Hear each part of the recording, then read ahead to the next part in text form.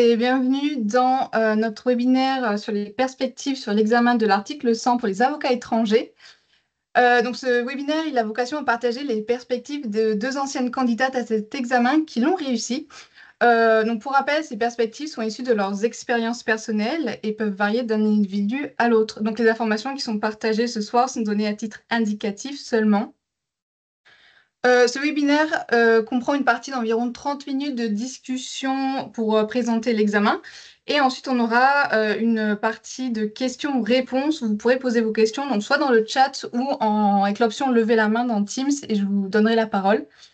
Donc, je vous souhaite un très bon webinaire et je laisse Victoria et Julie se présenter à présent.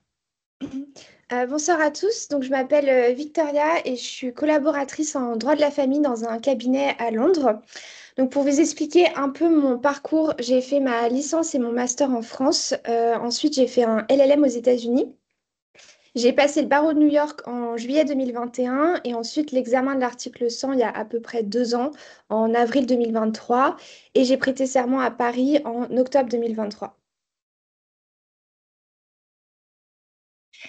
Et moi, je suis Julie Campana, donc je suis avocate au barreau de Paris et sollicitor en Angleterre et au Pays de Galles. J'ai passé l'examen de l'article 100 à l'EFB en mars 2024 et j'ai prêté serment devant la Cour d'appel de Paris en septembre 2024. Pour ce qui est de mon parcours, donc j'ai commencé mes études en France et puis j'ai terminé en Angleterre. Et pour ce qui est de ma pratique au quotidien, donc je pratique en droit des affaires et plus particulièrement dans le domaine des nouvelles technologies et généralement de tout ce qui a trait au digital. Donc avec Alors, Victoria, on a décidé pardon. de... Oui, en fait, je voulais juste dire pourquoi on a décidé de faire ce webinaire. Donc en fait, c'était au cours d'une discussion, on s'est dit que c'est vrai que quand nous-mêmes on l'avait passé, il y avait très peu d'informations en ligne. J'ai pu voir en préparant ce webinaire qu'il y en a un petit peu plus maintenant, mais on se disait que ça pourrait être utile aux futurs candidats ou tout simplement ceux qui seraient potentiellement intéressés d'avoir plus d'informations à ce sujet. Alors, on va commencer par en fait vous présenter un peu l'article 100 et après on vous donnera des conseils et on parlera plus des épreuves. Donc, certains d'entre vous le savent sûrement, en France, l'accès à la profession d'avocat, il est régi par le décret numéro 91-1197 du 27 novembre 91. Et donc, la voie traditionnelle, elle est composée de plusieurs étapes. Donc, l'examen du CRFPA, les 18 mois à l'école d'avocat avec 6 mois de cours, 6 mois de PPI et 6 mois de stage final en cabinet. Et enfin, l'examen du CAPA. Donc, ce décret, il prévoit également des voies dérogatoires. Et il y en a trois. Il y a l'article 98 qui concerne certaines professions comme les juristes ou les notaires. Il y a également l'article 99 pour les avocats d'États membres de l'Union européenne. Et enfin, il y a l'article qui nous intéresse ici, donc c'est l'article 100 qui concerne les avocats hors Union européenne. Et il prévoit en fait que ces avocats vont seulement passer un examen unique en France pour devenir avocat en France. C'est-à-dire que ces avocats étrangers n'ont pas besoin de passer par une école d'avocat et n'ont pas besoin non plus d'effectuer de stage. Donc, une fois qu'on a réussi l'examen, on peut soit exercer directement depuis la France, ce qui sera la majorité d'entre vous, je pense, et on peut également exercer à titre principal depuis l'étranger. Donc, c'est le cas de Victoria et moi, on exerce depuis Londres. Donc, ça vous permet de pratiquer votre droit d'origine, mais aussi en droit français. Et donc, c'est vrai que le fait d'avoir deux barreaux, ça permet une certaine ouverture à l'international. Ça peut vous ouvrir plus d'opportunités. Notamment, voilà, si vous êtes en cabinet d'avocat, vous pouvez faire valoir le fait que vous connaissez un autre système juridique. Euh, donc, c'est toujours intéressant. Donc, on va passer aux critères d'éligibilité et modalités de l'examen. Oui, alors pour vous inscrire, vous avez trois conditions à respecter. Vous devrez justifier de votre qualité d'avocat inscrit à un barreau étranger à la date de votre présentation de votre demande au CNB, dont je vais vous parler dans une minute. Et vous devez soit posséder la nationalité d'un État membre de l'Union européenne, soit justifier que votre État d'origine accorde aux avocats français la faculté d'exercer sous les mêmes conditions leur activité professionnelle. Et enfin, vous ne devez pas avoir passé l'examen plus de 3 fois. Donc, la procédure d'inscription, elle se déroule en 2 temps. Donc, d'abord, vous allez devoir vous inscrire sur la plateforme en ligne du CNB. Donc, il va y avoir un dossier à remplir avec des documents à leur transmettre. Et la liste de ces documents, vous pouvez la trouver sur le site du CNB. C'est à ce moment-là que vous pouvez demander à être exempté de certaines épreuves. On va évidemment vous détailler le contenu des épreuves un peu plus tard. Et donc, les exemptions, elles doivent être basées sur vos travaux universitaires ou scientifiques. Et c'est également à cette étape-là que vous allez choisir la matière de spécialité, donc droit pénal, droit administratif, droit social ou droit commercial. Et pareil, on en parlera un peu plus tard. Donc, une fois que vous avez soumis votre dossier au CNB, il y a un délai d'environ 2 mois pour recevoir la décision qui vous autorise à passer l'examen et qui vous liste en fait les épreuves que vous devrez passer. Donc, ce que je vous conseille, en fait, c'est de vous y prendre plusieurs mois à l'avance parce que vous aurez besoin de la décision du CNB pour ensuite procéder à la seconde étape de l'inscription, qui est donc l'inscription dans le centre d'examen de votre choix. Il y en a deux, donc l'EDAC à Versailles et l'EFB à Paris. Donc, faites bien attention aux dates limites d'inscription. Si vous voulez passer l'article 100 cette année, vous pouvez le faire à Versailles en novembre 2025. Et il me semble, mais allez vérifier sur le site, que la date limite d'inscription est août. Donc, ça veut dire qu'il faut que vous fassiez votre demande au CNB en mai ou en juin pour la recevoir à temps pour vous inscrire à l'EDAC. Oui, parce Pour le qu'il y a un FB, délai de 2 mois, c'est ça, Victoria, ouais, au CNB, c'est ça, pour délai de étudier deux la mois. demande. Sachant qu'en été, ça peut peut-être prendre un peu plus de temps, donc je vous conseille de vous y prendre vraiment plusieurs mois à l'avance pour être sûr de la recevoir à temps pour vous inscrire à l'EDAC. Et si vous voulez passer à l'EFB l'année prochaine, vous pouvez aller voir les dates, elles sont sur le site de l'EFB. Oui, donc comme tu le disais, Victoria, il y a 2 centres d'examen, mais ensuite, on n'est pas du tout obligé de s'inscrire au barreau correspondant. C'est-à-dire que c'est pas parce que vous passez l'examen à l'EDAC, à Versailles, que vous êtes obligé de vous inscrire au barreau de Versailles. Vous pouvez très bien vous passer l'examen à l'EDAC ou à l'EFB et ensuite, une fois l'examen réussi, vous inscrire au barreau de Nice, par exemple. Euh, donc voilà. Pour ce qui est du coût de l'examen, alors, ça varie grandement suivant si vous faites une prépa ou non. Le coût de l'examen en lui-même à l'EFB et l'EDAC, il est de 900 euros. Donc, ça vous donne le droit de vous présenter à l'examen une fois. Et pour ce qui est de la prépa, donc ça peut également varier. Vous avez des prépas. Donc, j'ai regardé en ligne, il y en a 3 principales. Et les prix vont de 3 450 euros à 8 450 euros. Et il me semble qu'il y a aussi un atelier de déontologie. Donc, à mon époque, il y avait un atelier de déontologie proposé par l'EFB qui était environ de 400 euros. Et il me semble qu'ils font aussi ça à l'EDAC, mais je ne l'ai pas passé à l'EDAC, donc je vous invite à vérifier. Oui, il me semble que c'est sur leur site. Oui. Alors ensuite, si on passe au déroulement de l'examen. Donc vous allez avoir 4 épreuves, 2 oraux et 2 écrits. Elles ont chacune le même coefficient et il faut que vous ayez une moyenne de 10 sur 10 pour être admis. Le 10 sur programme 20. détaillé... 10 sur 20, pardon. Ça serait un peu compliqué sinon. Ouais. Donc 10 sur 20. Et donc le programme de l'examen, vous pouvez le trouver, je vous ai mis en fait les références de l'arrêté. Donc c'est l'arrêté du 7 janvier 1993 qui vous détaille en fait pour chaque épreuve le programme. Alors la première épreuve écrite, c'est l'épreuve de conclusion en matière civile. Elle dure 3 heures. Les codes sont autorisés. Et en fait, on va vous donner un dossier qui va souvent contenir une assignation des pièces. Ce Il est très dossier peut faire... volumineux d'ailleurs. Ouais. Ouais, c'est ce que j'allais dire, il est très volumineux. Je crois que mon année, il faisait à peu près 90 pages. Et ensuite, vous devrez... donc, il y a une consigne qui va vous être donnée. Et souvent, ça va être la rédaction de conclusions en réponse à l'assignation. Si je peux vous donner déjà un conseil à cette étape-là, c'est de bien penser aux exceptions de procédure et aux fins de non-recevoir avant d'aborder la défense au fond dans vos conclusions, parce que ce sont des sujets qui sont souvent testés. Et au niveau du programme, le droit civil, ça va couvrir le droit de la propriété, les preuves, les contrats et les obligations. Donc c'est un programme qui est quand même assez large. Je ne sais pas si Julie, si tu as quelque chose à rajouter sur cette épreuve. Et alors, pour ceux qui ne font pas de prépa, il me semble que le programme est listé en ligne dans le Oui, décret. Ouais. dans l'arrêté, oui. Mm.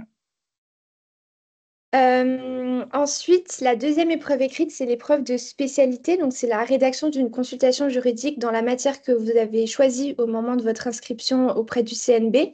Donc, ça sera droit administratif, droit commercial, droit du travail ou droit pénal. C'est également une épreuve qui dure 3 heures. Les codes sont autorisés et en fait, c'est un cas pratique. Moi, j'avais pris droit pénal. C'était en fait un cas pratique d'une page avec des faits et il y avait quelques questions à la fin auxquelles il fallait répondre. Et je crois que Julie avait pris, elle, droit commercial. Oui, j'avais pris droit commercial et il y avait 4 petits cas pratiques. Moi, c'était pas un cas pratique entier, c'était quatre D'accord. petits cas pratiques. Mm. Donc, voilà, ça peut varier d'une matière à l'autre. Malheureusement, on ne peut rien vous dire pour droit administratif et droit social. Mais en tout cas, Mais la base est la même. En fait, c'est un cas pratique dans ouais, dans les 4 matières. il me semble que la grande majorité prend soit droit pénal, droit commercial. Euh, Mhm. mais bon, Ouais, ça, dans ma session, c'était ça aussi. ouais. Ensuite, vous avez 2 épreuves orales. Donc, dans les 2 cas, vous avez un jury composé de 3 personnes, un magistrat, un avocat et un universitaire. Le premier oral, c'est l'oral qui porte sur la procédure civile, administrative et pénale et l'organisation de la justice française. Donc, en fait, vous allez entrer dans une salle où il y a d'autres candidats qui se préparent. Vous allez tirer un sujet au sort et ensuite, vous aurez 1 heure pour préparer ce sujet. Encore une fois, les codes sont autorisés. Et ensuite, vous avez 20 minutes devant le jury. Donc, vous allez en fait répondre à la question qui vous a été posée dans votre sujet. Et ensuite, le jury vous posera des questions. Ça peut être des questions sur votre exposé ou ça peut être des questions sur la procédure de manière générale. Ensuite, on a le dernier oral qui est l'oral de déontologie. Alors lui, c'est un oral qui se fait sans préparation et qui dure 15 minutes. Et alors moi, je ne le savais pas au moment où je l'ai passé, donc ça m'a beaucoup surprise. En fait, vous arrivez dans la salle et vous tirez un sujet directement devant le jury et vous Mm. devez directement répondre à la question ou parler de ce sujet. Et ensuite, le jury va vous poser des questions, va essayer de vous faire développer votre réponse ou va vous poser des questions sur d'autres sujets de déontologie. C'est vraiment Euh, compliqué. Enfin, j'ai trouvé compliqué ouais, l'oral de déontologie parce qu'en fait, vous arrivez, donc vous êtes debout, vous prenez le papier et puis en fait, vous avez juste le temps de vous asseoir. Donc, peut-être 15 secondes pour réfléchir et vous devez tout de suite commencer à parler. Donc, ça peut être assez intimidant, mm, mais bon, exactement. on le passe tous, donc c'est bien qu'on Ouais. peut y arriver. Sachant que c'est des sujets qui sont évidemment beaucoup moins vastes que le sujet que vous allez tirer pour la procédure et qui peut très bien être traité en quelques phrases.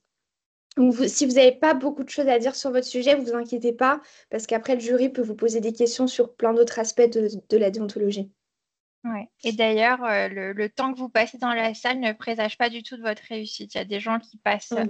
15 minutes et qui l'ont, et il y en a qui sont gardés 45 minutes et qui ne l'ont pas. Donc, il ne faut vraiment pas s'inquiéter là-dessus. Oui, puis ça dépend vraiment des membres de votre jury, hein. Ils seront, Ouais. chacun a des manières de conduire des oraux différentes. Mm. Et sinon, au niveau de l'organisation des épreuves, je crois que c'était pareil pour nous deux. On avait l'oral de procédure le premier jour, les écrits le deuxième jour avec les conclusions le matin et la spécialité l'après-midi, et la déonto le troisième jour. Mais il me semble que pour les DAC, c'est différent. Mais pareil, vous pouvez aller voir sur leur site, c'est détaillé. Ensuite, la question que beaucoup d'entre vous se posent, je pense, c'est est-ce que vous préparez l'examen avec ou sans prépa? Donc, moi, je l'ai fait sans prépa et Julie l'a fait avec prépa. Donc, on va pouvoir un peu comparer les avantages et les inconvénients. Alors, sans prépa, je vous avoue que c'était très difficile, mais c'est pas impossible, puisqu'il y a des gens qui le réussissent chaque année sans prépa. Et je pense que pour moi, le fait d'avoir étudié en France et d'avoir un background en droit français, ça m'a aidé parce que j'avais déjà quelques bases, j'avais fait des stages en cabinet, donc j'avais déjà rédigé des conclusions. Donc, ça m'a aussi beaucoup aidé. En fait, ce qui est difficile sans prépa, c'est que vous devez préparer vos supports de révision tout seul et que le programme, en fait, il est quand même assez large. Donc, en fait, ce que je vous conseille, c'est d'aller d'aller lire l'arrêté et de vous constituer, en fait, vos supports tout seul en achetant des manuels, en regardant des cours en ligne, des fiches en ligne, en allant sur Dalloz, Lexis. Et puis, en fait, vous constituez votre propre fiche de révision. Et un autre inconvénient pour moi, c'était le fait de ne pas pouvoir m'entraîner. Enfin, je m'entraînais seule, mais j'avais personne ensuite pour me corriger quand je rédigeais des conclusions ou des consultations. Donc ça, c'était assez difficile. Voilà, donc le fait de faire sans prépa, je ne vais pas vous le déconseiller parce que évidemment, c'est possible, mais mon plus gros conseil par rapport à ça, ce serait de commencer vraiment à réviser plusieurs mois en avance pour préparer vos supports. Comme ça, au moment où vous êtes prêt vraiment à assimiler, à mémoriser, vous avez déjà tout avec vous. Oui, puis ce qui doit être difficile quand tu n'as pas de prépa, c'est le fait de ne pas avoir d'anal aussi. Oui, Tu peux c'est pas ça en avoir fait. les sujets passés. Euh, bon, à titre de comparaison, moi je l'ai fait avec prépa, donc bon, je pense que c'est beaucoup plus facile avec une prépa parce que on a les supports de révision, donc on ne se pose pas la question de savoir ce qu'il faut réviser ou pas réviser. On a des simulations à l'oral, à l'écrit. Et puis aussi, on a un groupe d'entraide, c'est-à-dire que pour la motivation, j'imagine, Amélie, que ça ne doit pas être facile quand on est tout seul. Euh, donc, c'est assez utile d'avoir un groupe. Mais j'ai quand même des amis qui l'ont eu sans prépa, notamment Victoria, et enfin, dès la première tentative. Donc, c'est que c'est pas du tout impossible. Et donc, voilà, si vous ne pouvez pas faire une préparation avec un organisme, vous pouvez très bien essayer de le tenter sans prépa. C'est juste que ça requiert plus de préparation et plus de temps de révision, mais c'est tout Ouais. à fait faisable. Mm. Ensuite, la deuxième question que vous allez peut-être vous poser, c'est est-ce que vous le révisez à temps plein ou est-ce que vous le faites en parallèle de votre travail? Alors nous, je crois qu'on a eu la même technique toutes les deux. Enfin, on a continué à travailler à temps plein pendant nos révisions. Encore une fois, c'est tout à fait faisable. C'est difficile, oui, parce que ça va être plusieurs semaines, voire plusieurs mois très intenses, mais c'est faisable. Et mon conseil, ce serait vraiment d'adopter l'organisation qui marche pour vous. Moi, ce que je faisais, c'est que je travaillais 2 heures tous les soirs en semaine et tous les samedis, toute la journée. Et les dimanches, c'était mon jour de repos. Et voilà, c'était difficile. J'en pouvais plus après 3 mois, mais c'était faisable. Oui, moi, pareil, je l'ai fait à temps plein et c'est vrai que c'est vraiment énormément de travail. Donc, il faut vraiment être prêt à s'investir au niveau du temps. Moi, j'avais mon calendrier, je préférais plutôt travailler le matin, mais parfois, j'y arrivais pas. Donc, c'était le soir ou alors le week-end. En fait, il faut faire comme ça fonctionne pour vous. Mm. Et je pense que, enfin, moi, à titre de comparaison, dans ma prépa, on avait tous des calendriers assez différents. Il y avait des gens qui faisaient ça à temps plein. Il y avait des gens qui faisaient ça, voilà, qui faisaient que la prépa, mais qui avaient d'autres obligations par ailleurs, notamment, je pense à ceux qui avaient des enfants. Donc voilà, je pense qu'avec beaucoup de travail et de la détermination, on peut y arriver. Mais pour vous donner un exemple, donc à titre indicatif, moi j'avais commencé à préparer donc pour l'EFB fin mars, j'avais commencé à préparer début décembre. Toi, Victoria, c'était quoi ton calendrier? Alors moi, c'était mi-avril et j'avais commencé fin janvier. Donc ça faisait à peu près 2 mois et demi avant et c'était trop juste. Si c'était à refaire, j'aurais commencé un peu plus tôt. Surtout que j'avais pas la prépa. Ouais. Donc en fait, j'avais pris, je pense que tout le mois de février, c'était juste la préparation de mes supports de révision et j'ai vraiment commencé à réviser que en mars, donc un peu plus d'un mois avant l'examen. Et c'était un peu chaud quand même. Donc je vous recommanderais peut-être que le programme de juillet est un peu plus réaliste. Non, puis même moi j'avais des amis qui ont pris un an par exemple à le préparer parce que voilà, ils étaient de barreau étranger. Donc il faut vraiment faire comme vous convient en fait, comme Mm. cela vous convient et voir si ça fonctionne, si vous vous sentez prêt. Euh, voilà. Donc je pense que voilà, il n'y a pas une solution qui convient à tout le monde, c'est vraiment en fonction de chacun, en fonction des études qu'on a fait avant, de notre connaissance du système français. Euh, voilà. Ouais, exactement. Et pour les résultats, donc, on n'a pas de date précise. Donc, je sais que dans certains pays, par exemple dans mon pays d'origine, on a à chaque fois un jour précis avec une heure précise à laquelle on va recevoir nos résultats. Pour cet examen, les résultats sont environ entre 1 et 2 mois à la suite du dernier examen. Donc, moi, j'avais passé du 26 au 28 mars et j'avais eu les résultats le 6 mai. Ok. J'ai vu en fait en préparant le webinaire que sur le site de l'EDAC, il y avait la date des résultats, la date et l'heure. D'accord. Par contre, pour le FB, c'est pas le cas. Donc moi, pareil que toi, je l'ai passé donc ouais, mi-avril et j'ai les résultats le 20 mai, je crois. Donc c'était après 5 semaines après la fin des examens. Oui, ça c'est important ce que tu dis. Nous, ce qu'on dit, c'est plutôt pour l'EFB parce qu'on n'a pas Oui, passé les DAC. Et je suis bien consciente que certains qui vont écouter le webinaire ce soir ont plutôt la perspective de le passer à l'EDAC en novembre. Donc, n'hésitez pas à aller vérifier sur le site pour plus d'informations sur les DAC. Le site de l'EDAC, il est plutôt bien fait, hein. Il y a le programme, il est assez précis. Et si jamais vous avez des questions, vous pouvez toujours leur envoyer un mail. Moi, j'avais fait ça avec le FB parce qu'il y avait deux, trois points que je trouvais pas très clairs. Et il m'avait répondu très rapidement par mail. D'ailleurs, il y a même les taux de réussite sur les DAC, je me Oui, souviens, alors il qu'il n'y n'y a a pas pas à sur le l'EFB. FB. Ouais. Ouais.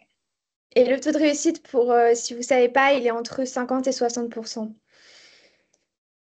à l'EDAC. Et à l'EFB, on ne sait pas du tout. Mm. Je Mais crois a qu'il y a plus priori, de c'est similaire. candidats à l'EFB, mais c'est peut-être par rapport au calendrier. Oui, Euh, exactement. On va passer à notre prochaine partie qui est sûrement celle qui va le plus vous intéresser. C'est celle sur nos conseils. Alors moi, si j'avais un seul conseil à vous donner, c'est de ne pas sous-estimer cet examen. Et avant de le passer, j'avais beaucoup entendu que c'était une formalité. Mais les personnes qui me disaient ça, c'était des gens qui avaient passé le CRFPA et qui n'avaient jamais passé l'article 100 et qui disaient voilà, que l'article 100, c'était bien plus facile que le CRFPA et que c'était un peu une formalité. Pour moi, ce n'est pas le cas. Il ne faut pas le sous-estimer. Même si vous avez fait des études de droit en France, c'est un examen qui se révise sérieusement, avec un programme assez dense, notamment pour l'épreuve de procédure, puisqu'elle couvre à la fois la procédure civile, administrative et pénale. Et le niveau d'exigence, notamment lors des oraux, est assez élevé. Donc, prenez-le sérieusement. Ce n'est pas quelque chose qui se révise en quelques jours. Et en fait, c'est lié un peu à notre deuxième conseil que vous voyez sur les slides. Il y a un véritable investissement personnel qui est nécessaire. Surtout si vous ne prenez pas de prépa, c'est ce qu'on vous disait tout à l'heure. Il faut que vous y preniez plusieurs mois en avance, surtout pour préparer vos supports de révision parce que c'est une tâche assez chronophage.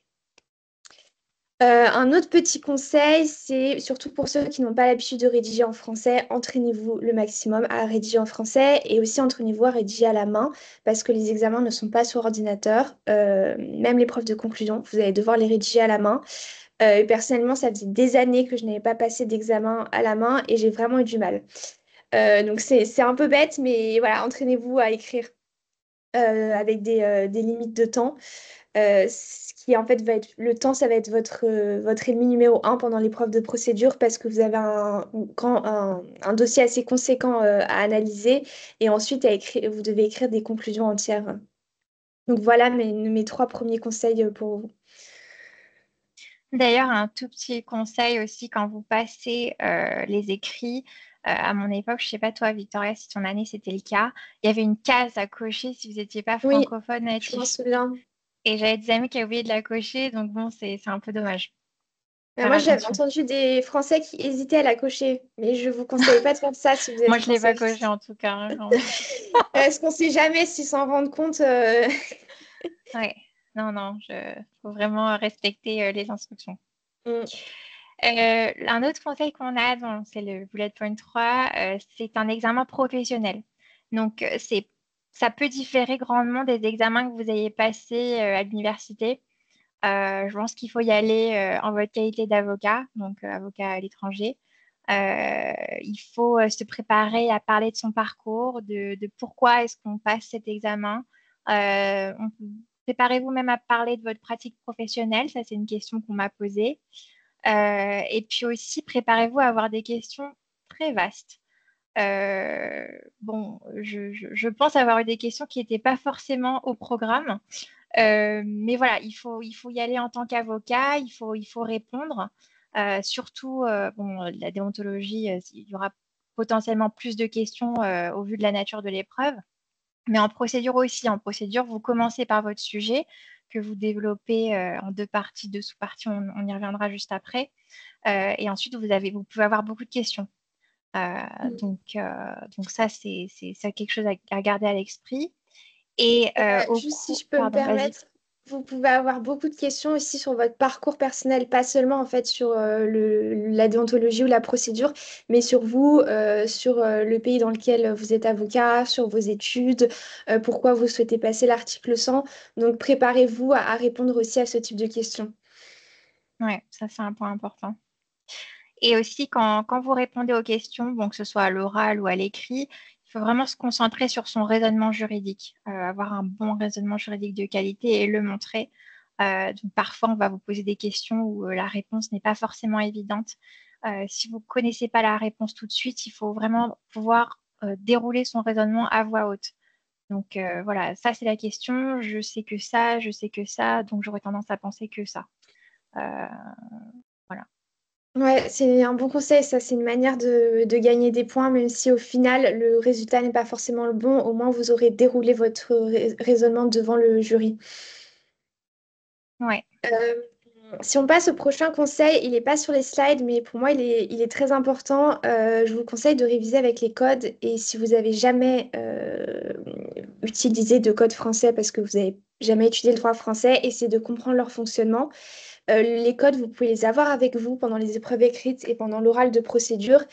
Vous ne pourrez jamais mémoriser tout le contenu du droit. Donc, utilisez vos codes vraiment comme une aide, comme un soutien. Vous pouvez les surligner et vous pouvez ajouter des post-it, mais vous ne pouvez pas ajouter une mention manuscrite, que ce soit dans le code ou sur les post-it. Mais déjà, le simple fait de pouvoir surligner, ça vous aide. Vous pouvez adopter un code couleur.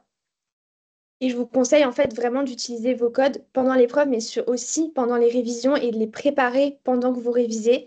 En fait, ça va vous permettre de gagner du temps pendant les épreuves et d'apprendre en fait à localiser les informations pertinentes. Par exemple, j'ai trouvé qu'en droit pénal, avoir le code, c'était un soutien incroyable parce qu'il y a beaucoup d'informations, notamment toutes les peines qui sont dedans.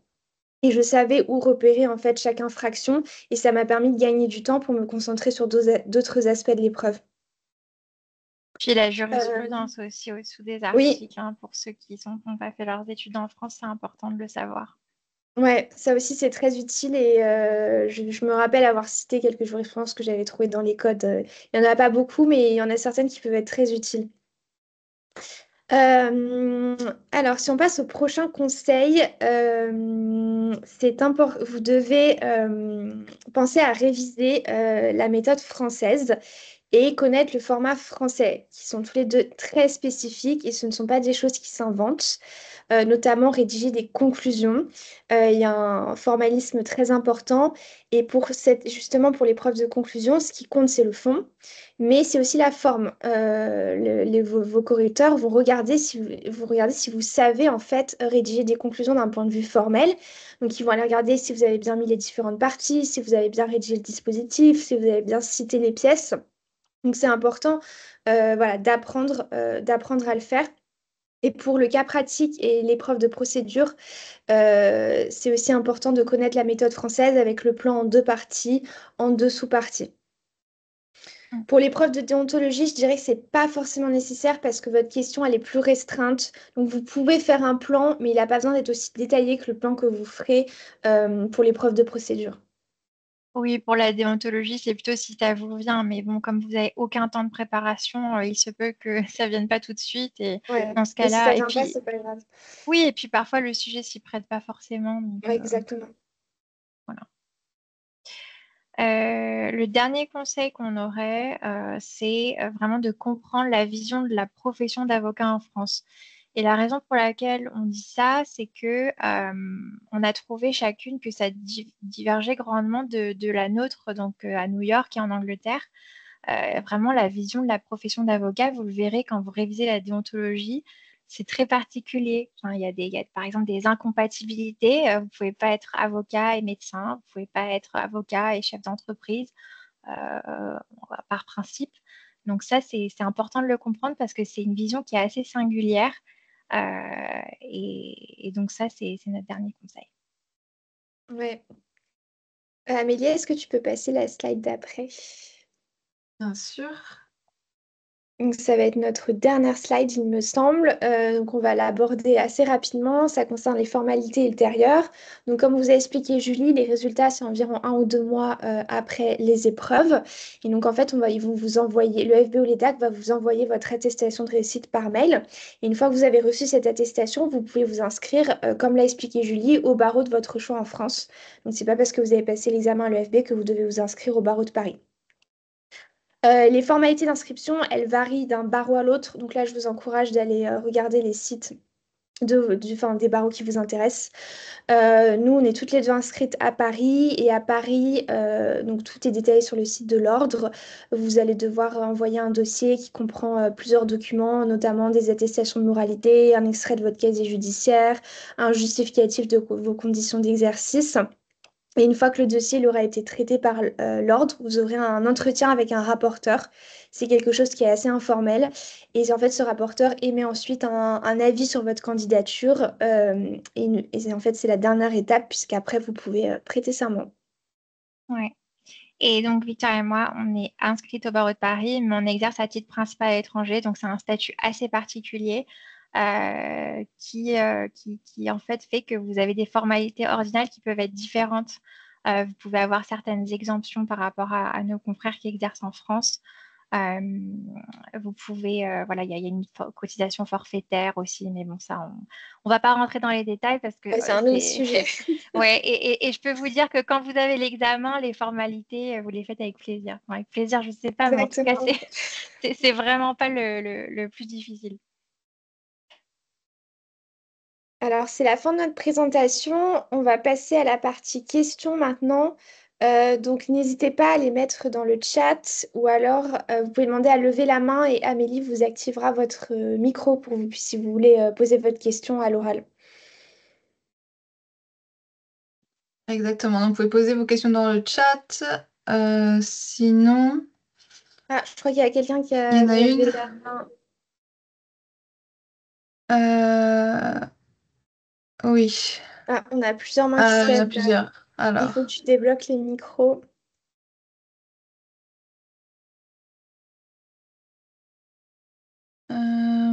Oui, bonsoir. Très bien. Bonsoir. Bonsoir.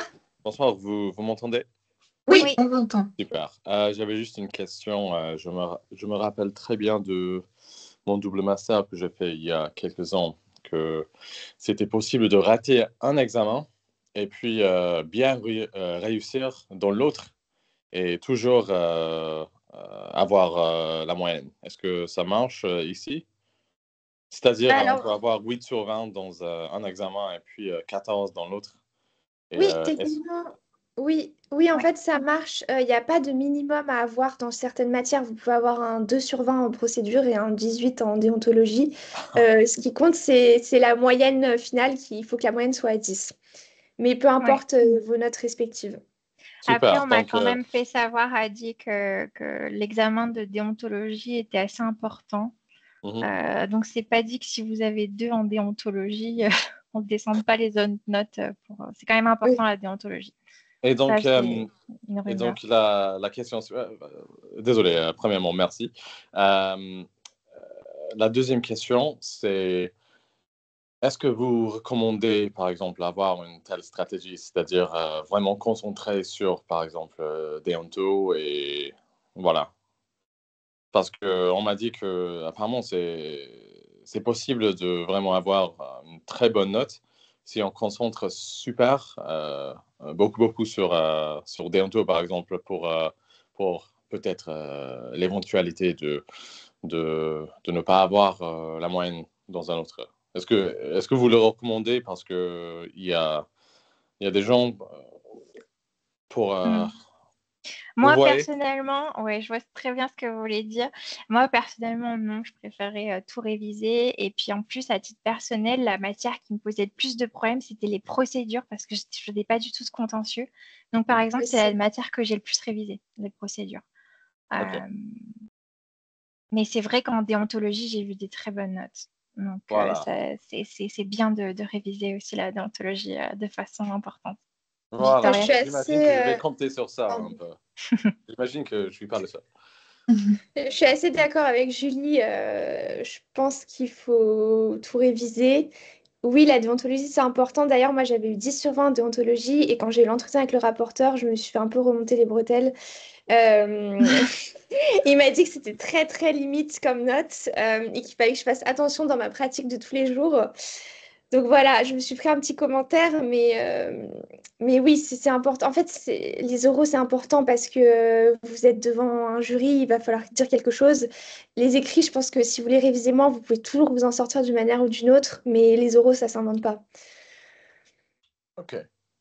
Euh, et en plus, la question finale, je suis très très désolé, j'avais raté la première partie. Ah, pas de En problème. fait, il y avait l'option de choisir quelque chose de commercial ou La matière de pénal. spécialité. Voilà. Ça, c'était pour quel examen? C'est pour l'épreuve de consultation, le cas pratique. Ok, super. Et apparemment, l'examen de pénal, ça va être un peu plus facile, c'est-à-dire, enfin, pas plus facile, mais il va y avoir moins de révisés, apparemment, parce que juste le montant, c'est moins. Est-ce que vous... Je pense que ça dépend de votre pratique. Enfin, moi, je sais que j'exerce en droit des affaires, donc je ne me voyais pas du tout prendre droit pénal. Mhm. Donc, je pense qu'il faut vraiment faire par rapport à vos affinités. Voilà. Je ne sais pas ce que tu en penses, Après, Victoria. moi, je fais droit de la famille, donc il n'y avait pas cette option. Ouais. Je vous avoue que j'ai pris pénal pour les raisons que vous avez données. Parce que oui, j'avais entendu des rumeurs comme quoi c'était un peu plus facile. Je sais pas, c'est là où j'ai eu la meilleure note. Mais en fait, en pénal, il y a beaucoup de choses qui sont dans le code. Et vous pouvez vous en sortir en connaissant bien votre code. Ah oui, ok, donc c'est plus facile, enfin, peut-être C'est dans peut-être une plus facile situation sur un ce peu point-là. dangereuse, on peut avoir au moins plus dans le code. Oui, je pense que oui, alors que par exemple, si vous prenez droit administratif, il n'y a pas vraiment de code, donc c'est plus compliqué. J'ai aucun intérêt dans la médecine. Merci beaucoup. Super, merci beaucoup à vous trois. Merci. Pas de Merci souci. beaucoup, Adi. Alors, je vais faire dans l'ordre parce que je vois qu'il y a plusieurs questions dans le chat et au micro. Donc, je vais prendre la question d'Augustin. Je vais allumer le micro. Voilà, normalement, ça devrait marcher. Si ça Oui, marche ou pas. Ouais, bonsoir. très bien. Bonsoir. Bonsoir. Bonsoir et merci beaucoup pour cette opportunité. Euh, mais ma première question, c'est par rapport à voilà, un commentaire par rapport à la difficulté. Je ne sais pas si c'est un constat, mais tu dit que à l'EDAC, c'est beaucoup plus difficile que à l'UFB. Est-ce que c'est vrai ou pas? Voilà. Bah alors nous, on l'a passé toutes les deux à l'EFB. Ouais. Après, je pense, chaque année, il y a des rumeurs dans les deux sens. Moi, j'avais aussi entendu parfois que l'EFB était plus facile. Je pense que votre décision, il faut la baser sur ce qui vous arrange en termes de date. Si vous avez envie de le passer là en 2025, allez à l'EDAC. Si vous avez envie d'attendre, attendez l'EFB en avril de l'année prochaine. Parce qu'à mon avis, c'est trop tard pour s'inscrire à la session 2025 de l'EFB. Je pense qu'il faut pas faire en fonction des rumeurs, mais plus la date qui vous arrange. Je sais pas, Julie, ce que t'en penses, toi. Ouais, je suis totalement d'accord. Moi, je connais des gens qui l'ont eu la première fois à l'EDAC. Je connais des gens qui l'ont raté à l'UFB. Donc, vraiment, les rumeurs, bon, on en entend tous, mais Ouais, ouais, je c'est des ne rumeurs, c'est prendrai pas technique. pas. Voilà. Ouais, non, je pense que si vous travaillez bien, je vois pas pourquoi vous l'aurez plus dans un sens qu'à l'autre. Mm. Ok. Mm. Et puis après, en fait, l'UFB, on n'a pas les taux de réussite, donc Ouais. on peut même pas les comparer à ceux de l'EDAC. Ouais, c'est vrai. Ouais, ouais. Et la deuxième question, c'est par rapport aux examens écrits. Mais ma question concerne ce que il faut bien veiller à la forme de nos écrits au-dessus de voilà, du contenu. Voilà. Même si c'est la consultation d'un côté par rapport à l'examen de spécialité, euh, et aussi c'est le respect de la forme dans voilà, la rédaction d'actes en matière civile que le Ouais. contenu. Voilà. Je pense que, comme le disait Victoria pendant la présentation, vraiment pour l'épreuve de conclusion, la forme est très importante. Donc, vous avez un formalisme à respecter, vous avez une page de garde avec le nom du tribunal, etc., des formulations plaisent à la cour, etc., plaisent au tribunal, Mm. le parsémotif à la fin. Enfin, ça, vraiment, c'est des choses qu'il faut savoir. OK. Après, pas au détriment du contenu. Je sais que ça Oui. répond pas à votre question, mais j'essaierai de Ouais, mais me je dirais concentrer qu'il sur les deux. n'y a pas de réponse, des réponses correctes ou pas. Voilà, c'est en fonction de la forme que nous allons être jugés. Voilà. Oui, la forme, c'est important. Et même pour l'épreuve de consultation, donc de cas pratique, il faut suivre le syllogisme qu'on a dans, je crois, enfin, moi en Ouais. Angleterre, je l'avais aussi, la règle Le de majeur, la droit, la mineure. majeure, la Ouais. mineure, voilà. Ouais. Ça, c'est important. Victoria, je ne sais pas si tu voulais ajouter quelque chose. J'ai rien à dire, je suis complètement d'accord. Bon, bah, ça va alors. Vous aviez d'autres questions, D'accord. Augustine? Donc, non, même si on respecte la forme, on peut tout répondre. Voilà. Mais peu importe les contenus, c'est plutôt la forme, c'est ça. Oui, vous aurez des points si vous respectez la forme, mais le fond est important. Il y a des Moi, points par pour les exemple, deux, en l'épreuve de fait. conclusion, c'est là où j'ai eu le moins de points. J'ai eu 8. Pour vous dire, j'avais respecté la forme. Je pense que j'ai eu tous les points sur la forme. Et en fait, c'est sur le fond que je me suis complètement plantée. D'accord. Donc, vous avez 10 en déonto, 8 en rédaction d'actes. Voilà, c'était limite, vraiment. Ah, mais Oui, après, j'ai il faut des avoir meilleures 10 notes dans sur les autres 20. matières. Il faut 10 Mais sur 20 j'ai pour eu une réussir. moyenne, je l'ai eu de justesse, hein, l'article 100. J'ai eu une moyenne de 10 sur 20. Oui, mais Ok, tu l'as eu à la première tentative, donc c'est Oui. déjà bien. super, super. Ouais, merci beaucoup. Merci. Merci beaucoup, Augustin. Je Merci. prends une question de Seda. Je vais autoriser le micro. Voilà, normalement, ça devrait s'autoriser, Seda, si jamais ça marche. Bonsoir. Bonsoir. Bonsoir. Bonsoir. Bonsoir. Merci pour votre présentation d'aujourd'hui. J'avais une question à vous poser concernant, en ce qui me concerne, je vais passer l'examen sous l'article 99, donc en tant qu'avocat européen. La différence, c'est que pour l'épreuve de déontologie, donc j'ai qu'une seule épreuve à passer, donc c'est que la déonto. La déonto, moi j'ai 30 minutes de préparation avant de passer l'oral qui dure en principe 20 Ok. minutes. Et je ne sais pas si vous avez eu des échos par rapport à cette épreuve spécifiquement, parce que c'est très compliqué d'avoir des informations par rapport à l'examen. Je me demandais notamment s'il fallait faire un plan pendant ces 30 minutes, si on avait droit au livre de l'EFB sur la déonto. Enfin, je ne sais pas si vous avez eu des premiers échos par rapport à ça. Alors, je suis désolée, moi, je connais personne qui a passé cet examen, donc je ne Ok, pourrais pas vous aider. Mais je pense que si vous avez 30 minutes de préparation, ils s'attendent à un minimum de forme ouais, avec un plan. ok. Ouais, je suis pareil que toi. Je pense que j'essaierai de faire quelque chose d'un peu plus structuré parce que Mhm. vous avez 30 minutes. Après, vous avez essayé de regarder l'atelier de déontologie de l'EFB ou de l'EDEC. Ça peut potentiellement vous Ouais, aider. ça n'a pas encore commencé. Et ouais, ça n'a pas encore commencé. Non, Et essayez de voir si vous avez si vous connaissez des gens qui l'ont passé, que ce soit sur LinkedIn ou des connaissances, ça peut Mhm. aider aussi. Mhm. Euh, Ok, et Et vous savez. pour Ouais. la question sur le livre, ça, Mhm. je ne pense pas, mais ce que je vous conseille, c'est d'envoyer un message là où vous passez ouais. l'examen. À Vous l'EFB. envoyez un mail et vous demandez si vous avez le droit d'avoir le livre pendant l'épreuve et ils vous Ok, répondront. ok, super. Une autre petite question. Dans le cas de cet examen, lorsque c'est successful, on peut prêter serment à partir de quand, du coup, à Paris? Est-ce que c'est septembre? Est-ce que c'est beaucoup plus tard?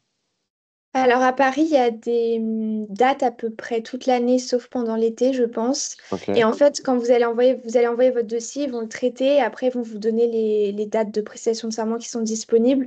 Moi, pour vous dire, j'avais envoyé mon dossier dans l'été, mais du coup, l'ordre, pardon, était fermé à ce moment-là. mhm. Ils l'avaient traité en septembre et j'ai prêté serment le 9 octobre.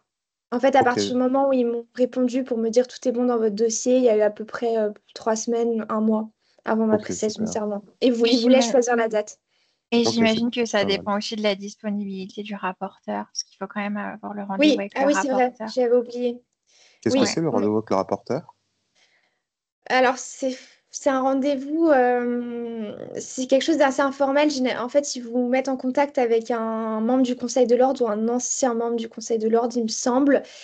Et en fait, il n'y a pas vraiment, je pense, de description précise de cet entretien. Ça dépend vraiment de la personne sur qui vous tombez. Ok, Généralement, ils vont vous poser des questions sur vos projets pour le futur. Moi, j'avais le petit passage sur la déontologie. Je ne sais pas, Julie, pour toi, comment c'était Ouais, moi, on a vérifié ma rémunération. Je sais pas trop pourquoi. ok, Ah oui, Mais ils bon, vérifient vos conditions d'exercice aussi. ouais, ils vérifient votre contrat. Enfin, moi, j'ai un contrat de travail parce que je suis salariée dans mon pays d'origine. Donc ça, ils vérifient aussi. Et puis, moi, le mien était vraiment très sympathique, très mhm. curieux. Voilà. Donc, Mais du coup, pour une personne qui veut venir en France pour exercer vraiment à son compte, l'entretien avec le rapporteur va pas forcément porter sur un contrat de collaboration ou sur autre chose. Non, Enfin, mais vous devez c'est... prouver, c'est pareil, ça c'est sur le site de l'ordre, il y a écrit de quel justificatif vous avez besoin selon votre mode d'exercice. Et si Ok, vous exercez seul, il me semble qu'il faut prouver une domiciliation. ouais. ah ok, Je sais plus Ok, exactement, mais c'est très bien indiqué pour le coup sur le site pour le barreau de Paris. Oui, ok, ok. Super. Bah, merci beaucoup pour vos réponses. merci. Merci pour vos Merci. questions. Je vais aller dans le chat maintenant. Je vois qu'il y a une question de William. Question sur le barreau de New York. Alors, je ne sais pas si c'est. Je pose quand même la question ou pas? C'est pas Ouais, vraiment. ouais, c'est bon. Bon. Je l'ai lu Faut- la question. Faut-il être Euh, complètement admis au barreau de New York avant de pouvoir s'inscrire à l'examen de l'article 100? Parce que depuis quelques années, pour être admis, il faut valider un des 5 pathways dont une expérience de 6 mois continue sans interruption supervisée par un avocat. Merci d'avance. Oui, ok. Alors, William, oui, il faut que vous soyez complètement inscrit. Il faut que vous ayez prêté serment à New York et que vous ayez une preuve de votre inscription dans l'État de New York. Je ne sais pas si ça répond entièrement à votre question. Et il faut que vous soyez, que vous ayez cette preuve à la date de votre demande au CNB. Donc, c'est quand même plusieurs mois avant l'examen. C'est bien. Ensuite, j'ai une Merci beaucoup. question d'Anaé. Bonjour, merci beaucoup pour votre présentation. Est-ce que vous avez passé l'article 100 directement après avoir obtenu le barreau à New York et à Londres? Donc ça, j'imagine que c'est pour Victoria. Sachant... Moi, je ne l'ai pas passé à Londres, mais oui, je l'ai Ouais. passé à New York. Alors, j'ai passé New York en juillet 2021. J'ai prêté serment en avril 2022. Et ensuite, je pense que techniquement, j'aurais pu passer les DAC en novembre 2022. Mais je ne l'ai pas fait. J'ai passé en fait l'examen à l'EFB en avril 2023, donc un an après ma prestation de serment à New York. Moi aussi, pour Londres, c'était à peu près un an après mon admission. Donc, je sais pas si ça répond à la question. Je pense que oui. Très bien. Ensuite, une question de Wafa. La réunion est-elle enregistrée? Alors oui, elle est enregistrée.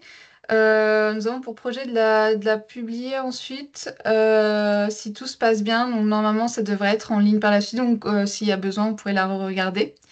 On vous enverra un mail Oui, avec le lien. on vous tiendra au courant. Ensuite, toujours la même personne. Peut-on être exempté de passer les examens écrits ou oraux si on a déjà les écrits du CRPA? Et la personne s'excuse qu'elle ne peut pas parler au micro. Pas de souci. C'est une bonne question. Je suis pas sûre de connaître la réponse. Moi, j'en ai jamais entendu parler en tout cas. Donc, vous voulez dire que vous avez eu tous les écrits au CRFPA, mais que vous n'êtes pas allé à l'école ou c'est... Non, mais je pense pas qu'il y ait de passerelle comme ça. Wafa, oui. Euh, il me Je semble suis pas pas, sûre. Victoria, hein, je crois pas. Parce Après, vous qu'en plus, pouvez il envoyer faudrait un avoir mail, hein, la... poser la question au CNB. Ouais, ouais. Et puis en plus, il faudrait quand même avoir la qualité d'avocat à l'étranger. Donc, Ah, vous avez passé les écrits, mais pas les oraux. Je suis pas moi, sûre, j'en hein. ai jamais entendu parler en tout Moi non plus. cas, mais à vérifier. Mm. Et puis en plus, juste pour terminer, si vous avez la qualité d'avocat à l'étranger, vous n'êtes pas obligé d'avoir le CRFPA, même les écrits, enfin, c'est pas du tout nécessaire. Nous, on n'a jamais passé le CRFPA avec Victoria. Mm. Très bien. De rien, Wafa. Ensuite, une question de Anne-Marie. Quel a été le plus grand défi auquel vous avez été confronté lors de votre révision et quelle stratégie avez-vous adoptée? Merci d'avance. Wow. C'est dur comme question. Moi, je crois que j'ai eu plusieurs difficultés. Tu veux y aller, Victoria, ou tu veux- Euh, Quel a été votre plus grand défi? Je pense que mon plus grand défi. En fait, je me suis sentie très seule pendant mes révisions. Je connaissais une autre personne qui le passait, mais moi j'étais à Londres, elle était à Paris. Et en fait, je pense que ma plus grande difficulté, c'est que je ne savais pas à quoi m'attendre. Parce que c'est ce que Julie expliquait au début du webinaire, c'est qu'il y a très peu d'informations sur cet examen. Il y a quelques centaines de personnes qui le passent chaque année. Et je ne savais vraiment pas à quoi m'attendre. Quand je préparais mes supports de révision, je ne savais pas à quel point je devais aller en profondeur sur tous les sujets. C'était, voilà, je pense que c'était ça, ce qui a été le plus dur pour moi. Moi, je pense que c'était vraiment de travailler en cabinet en tant que collaboratrice et de préparer en même temps l'examen. C'était vraiment éreintant, c'était fatigant, c'était dur. Parce que le programme est assez dense. C'est vraiment pas facile, hein, pour reprendre ce que disait Victoria tout à l'heure. Faut pas le sous-estimer. Il y a beaucoup, beaucoup de choses à réviser. Donc, je pense que c'était la charge de travail le plus difficile pour moi. Moi, je suis assez d'accord avec ça aussi. Mm. Je pense que le jour où j'ai fini l'examen, j'ai été dormir pendant plusieurs jours. Surtout à l'EFB, parce et je crois que c'est encore le cas cette année, et c'est vraiment à l'affilée. C'est difficile hein, d'avoir 4 épreuves sur 3 jours. Moi, j'ai pas trouvé ça simple. Surtout si ça fait longtemps que vous avez terminé vos études et que vous n'êtes plus habitué à réviser, à passer des examens. Ouais. J'espère que ça répond à votre question, Anne-Marie. Très bien. Ensuite, j'ai une question. Je vais reprendre les questions main levée de Joline. Donc, je vais. Alors, le micro, si ça fonctionne. Ah, normalement, le micro fonctionne. Oh, je Ah, il y peux. a aussi des questions dans le Q&A. Ah, Joline, vous nous entendez?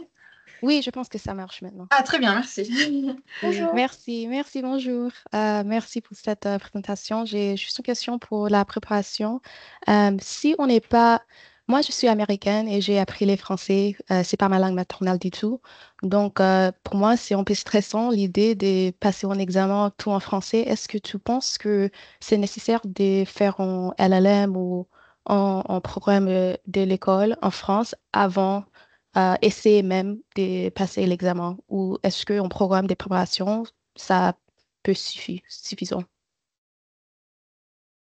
Déjà, votre français est très bon, Ouais, si je peux me permettre. c'est ce que je pensais aussi. Enfin, vous parlez vraiment couramment. Et je pense pas qu'un LLM soit nécessaire. En fait, si vous savez rédiger en français et présenter un exposé en français, à mon avis, c'est pas essentiel. Ça peut aider. Hein. Moi, j'ai un ami, par exemple, qui était de Oui. République dominicaine et qui avait fait un Master 2 à Paris. Oui, ça l'a aidé. Euh, mais en plus, je pense que la majorité des candidats, c'est pas leur langue maternelle. Hein. Enfin, moi, je sais qu'à Mhm. ma prépa, par exemple, la grande majorité, c'était pas des Français natifs. Et je pense, alors, je suis pas dans la tête des examinateurs, mais je pense qu'ils sont un peu plus, ils sont moins exigeants avec ça. Enfin, tant que vous pouvez vous faire comprendre que vous faites pas trop de fautes, que vous pouvez convaincre en français, ça devrait aller. Non, mais c'est vrai. Euh, Et ok, puis pour les merci. épreuves écrites, vous pourrez cocher la case comme Ouais, quoi vous cocher à n'êtes la pas. case. Mhm, mhm, mhm. Merci beaucoup. Merci Merci. pour votre question. Ensuite, si je reviens dans le chat, j'en étais où? Nolwenn. Bonjour, merci beaucoup pour ce webinaire. Que se passe-t-il si on ne souhaite pas exercer en tant qu'avocat en France juste après avoir passé l'article 100?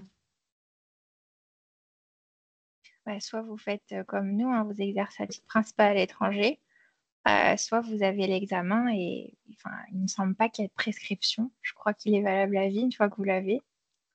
Je crois aussi. Mais Ouais, attention, par contre, si vous n'avez pas prêté serment, vous ne pouvez pas utiliser le titre d'avocat. ouais, c'est vrai. Vous pourrez dire que vous avez été admis à l'examen, mais pas que vous êtes avocat à un barreau français. Ouais. Et ils sont très à cheval là-dessus. Mm.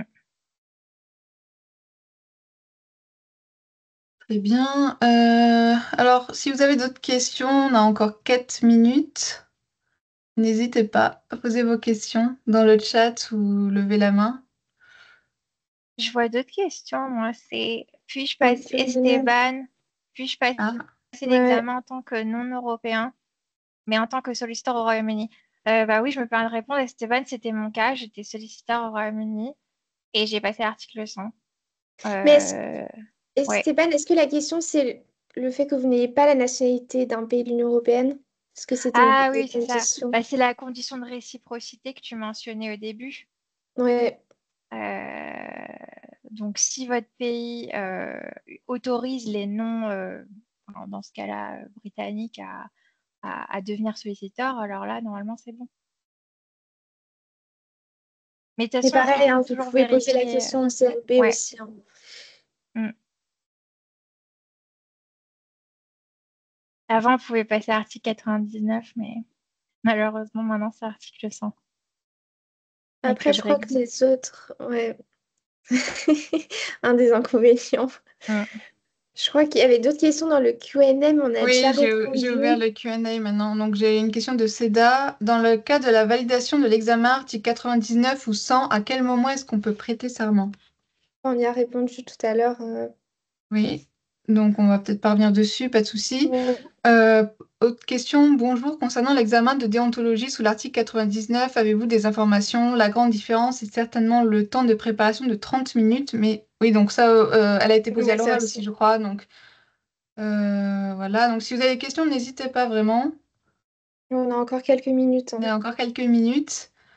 J'arrive pas à voir s'il y a d'autres mains levées. Moi, j'en vois pas d'autres.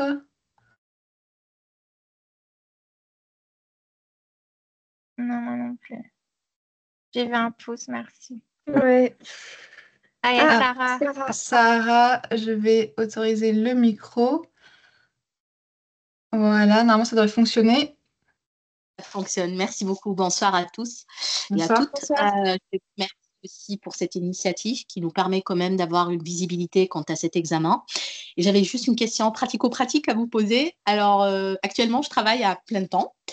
J'occupe un poste de juriste qui est voilà, assez compliqué, assez prenant, etc. J'ai 2 enfants en bas âge. Donc, ce qui complique encore un petit peu plus la tâche. Et j'ai commencé la révision, donc je l'ai commencé il n'y a pas longtemps, hein, je l'ai commencé le 2 février exactement. Donc, je voulais savoir si c'était faisable, d'après vos expériences. Bon, Et après, je vous sais que le passez, vous passez quand l'examen? je le passe le 7 avril avec l'EFB. Vous avez une Bah alors, prépa, Sarah, ou non? J'ai pas entendu, pardon. Je n'ai pas entendu votre question. Est-ce que vous avez une prépa? Vous suivez un cours de préparation ou est-ce que vous le passez comme Victoria sans prépa? Non, très pas. bah alors, c'est possible parce que moi, c'est ce que j'ai fait à peu près, hein. J'ai révisé 2 mois et demi. Je travaillais à temps plein à côté. C'était aussi assez prenant. Par contre, j'avais pas d'enfants. Enfin, j'en ai toujours pas d'enfants. Euh, donc, je pense que c'est possible. Après, c'est en fonction de votre organisation personnelle et quel temps vous pouvez dédier par jour. Euh, Oui, c'est assez c'est difficile. difficile de vous dire, Ça dépend où vous en mais êtes, vos connaissances en droit français. ouais. Essayez de regarder le programme pour voir à peu près ce que vous avez déjà couvert. Après, je ne sais pas si vous êtes déjà inscrite, parce que je crois que la deadline, c'était le 31 décembre. Je suis déjà inscrite, oui, tout à fait. Ok. Non, bah, je pense qu'il faut, bah, dans ce cas-là, si vous êtes déjà inscrite, ça veut dire que vous avez déjà payé les 900 euros. Donc, essayez de préparer autant que vous pouvez. N'oubliez pas que vous avez trois chances trois tentatives pour passer l'examen. Et je pense qu'il faudrait voir par rapport au programme où vous en êtes, ce que vous avez déjà couvert, ce qu'il vous reste à voir, la confiance que vous avez en droit français. Il y a tout un tas de facteurs à prendre en compte, je pense. Bon, écoutez, je vous remercie.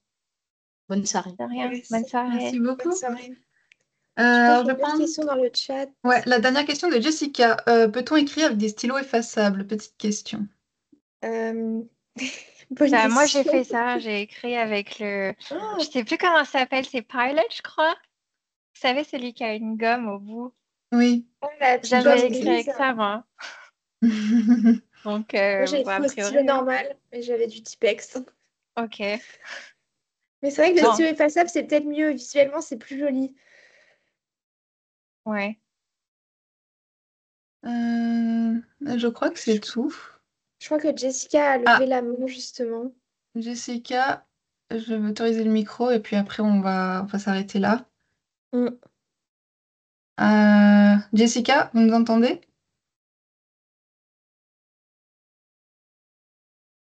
Jessica, non, ça ne fonctionne peut-être pas. Ou posez votre question dans le chat si jamais.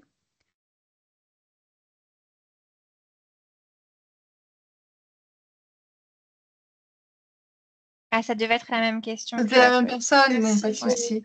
c'est tout. Ok. Ok, parfait. Très bien. Bah, je pense qu'on va conclure.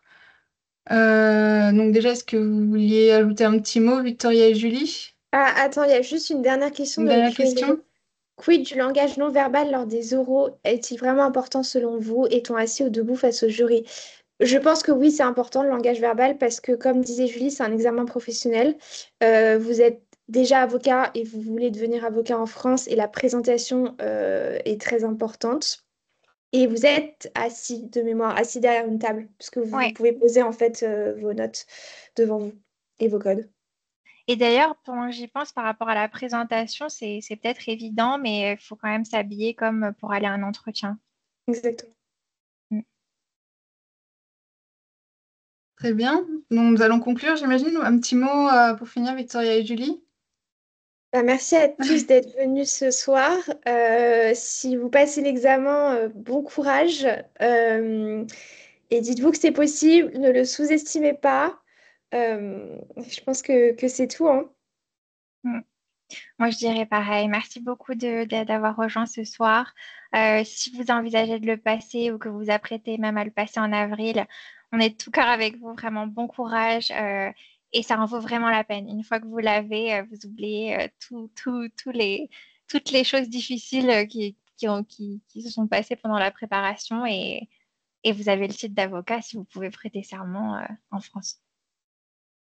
Voilà, merci tout le monde. Ce webinaire, il a été fait avec l'association French Legal Professional London. N'hésitez pas à suivre la page. Il y aura peut-être d'autres webinaires sur certains thèmes qui peuvent vous intéresser. En tout cas, on vous souhaite une bonne soirée et vraiment merci encore une fois d'avoir suivi ce webinaire. Merci beaucoup tout le monde. Au Merci revoir. à vous. Bonne Merci, au Merci. soirée. revoir.